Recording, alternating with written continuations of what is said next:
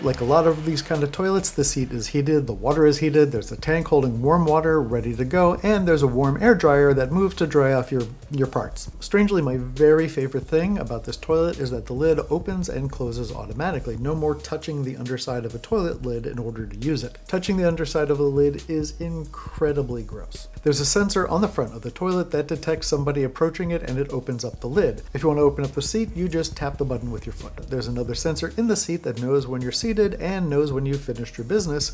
After you get up, the lid closes automatically and it flushes for you. This auto flush after closing the lid is not something that I knew that it did, and now it's something that I really don't want to live without. Because, and this might be a little bit gross, when a toilet flushes with the lid up, it throws a fine mist of everything from the toilet bowl into the air around it. You can't see it, but it's there. Since the X70 closes the lid first, before it flushes, the lid is down for the part where it sprays, which means no gross stuff all over your bathroom.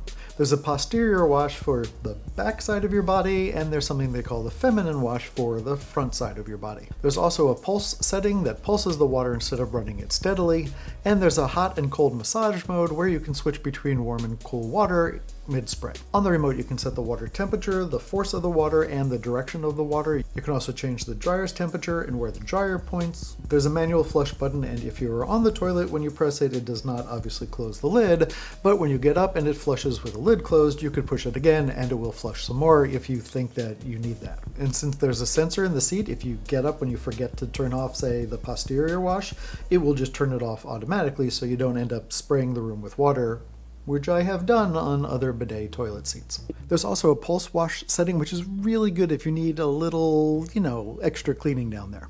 And then there's a child wash setting, which makes everything just overall gentler. Not only is this good for children, it's really good for seniors and anybody with sensitive skin.